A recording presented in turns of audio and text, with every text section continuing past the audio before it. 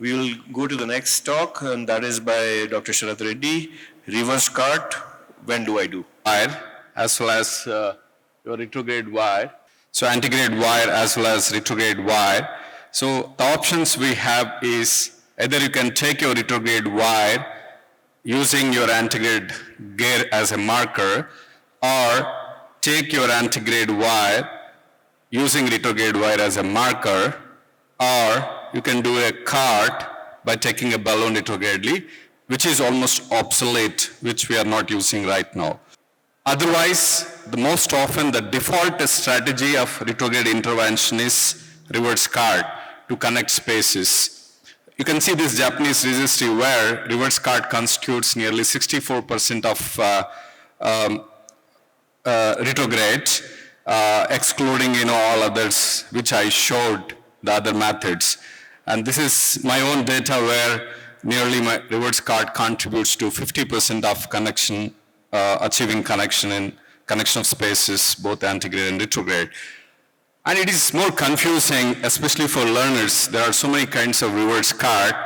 I think this is one review which really brought some unison into this area of reverse cart. So in which it is described direct reverse cart, conventional reverse cart, and extended reverse cart, which I'll show you subsequently.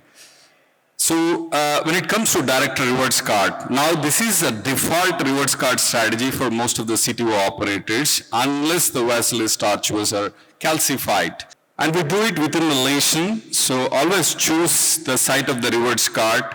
It should be within the lesion, and it should be the straight segment of the vessel, and choose an uncalcified area and area which is not knuckled or where you have not created many spaces.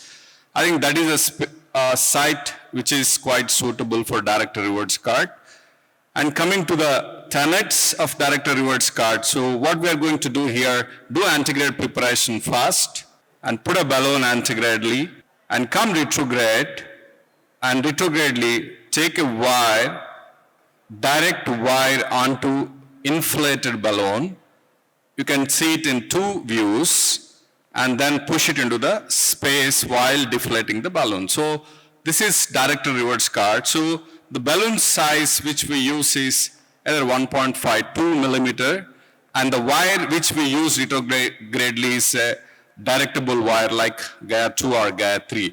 So these are the tenets of direct reverse cart, which you can see in a case. This is mid RCS CTO. So we did antegrade wiring, and we took a balloon which is there in the CTO, and then went retrograde, and then we dilated our antegrade balloon, and retrograde wire is Gaia 2, whose tip is onto the balloon tip or onto the side of the balloon. Confirm it in two views, two orthogonal views, and then you inflate balloon and push the wire. So obviously you will reach your antegrade true lumen. So, and this is less time consuming, and the direct reverse cart is, these are the reasons why this concept is introduced. In this, we avoid creating many wide tracks and creating too much of space, and increases success of connection in shorter time, and we do minimal injury to the vessel, which is very important. Coming to the conventional reverse cart, so where we use this calcified vessel and tortuous vessels, and where your direct reverse cart is not working, that is where we can switch on to a conventional reverse cart. So coming to the tenets, so what we do here, you overlap both wires, antegrade and retrograde wires, and then take a balloon. The size of the balloon is equivalent to the size of the vessel, which can be measured by IVIS or whatever technique you have, and take the largest balloon possible, and then take your retrograde wire, a directable wire. Sometimes we have to go to the stiff wires like Harnett or Conquest, so to perforate and enter into the space created by the biggest balloon.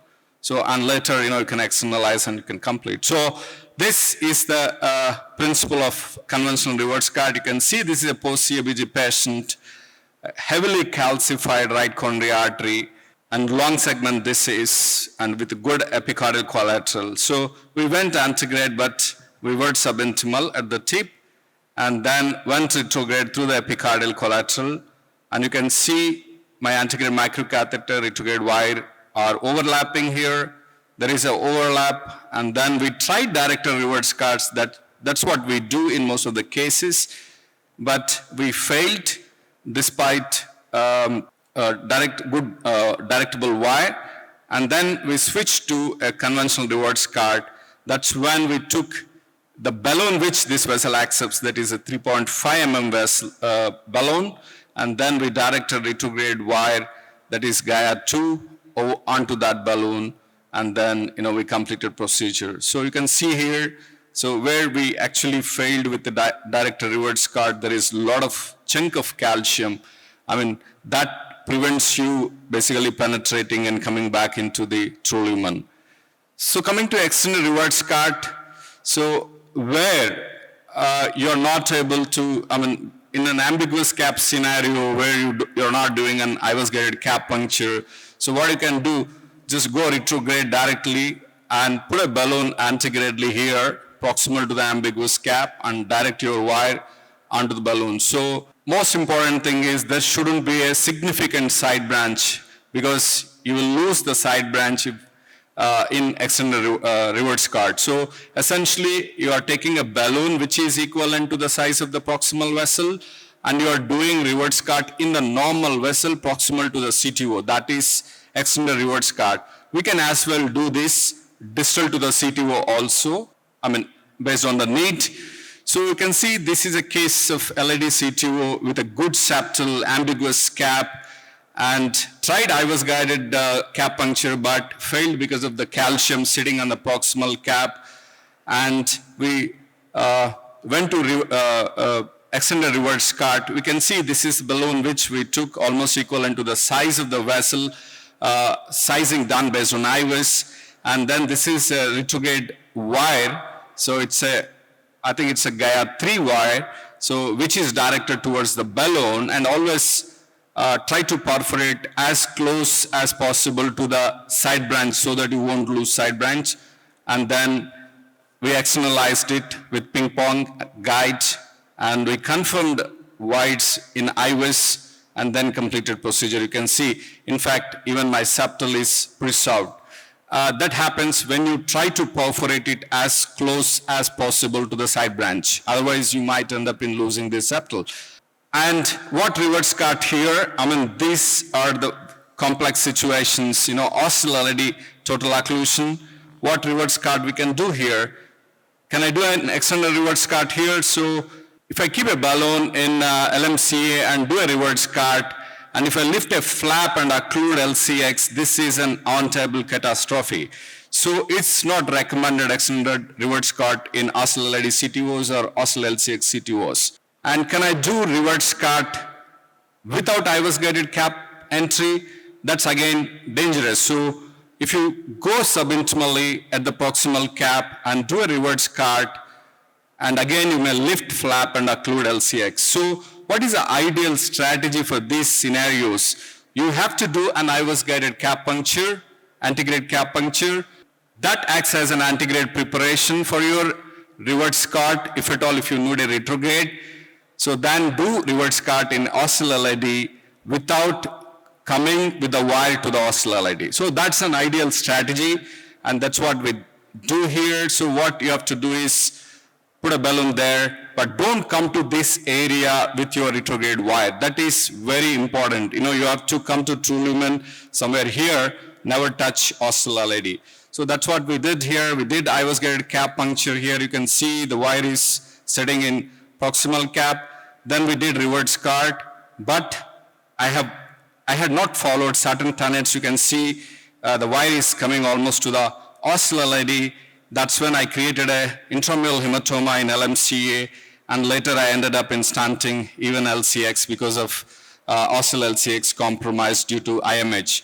And finally we got a good result, but we could have avoided LCX stanting had we followed certain tenets. So reverse cart can be difficult in many cases, like in this case where PDA is just directed towards PLVB. It's very difficult to send wire into proximal RCA, and we used marker wire, you can see here, or marker injection technique, so and direct antigrade wire into this lumen.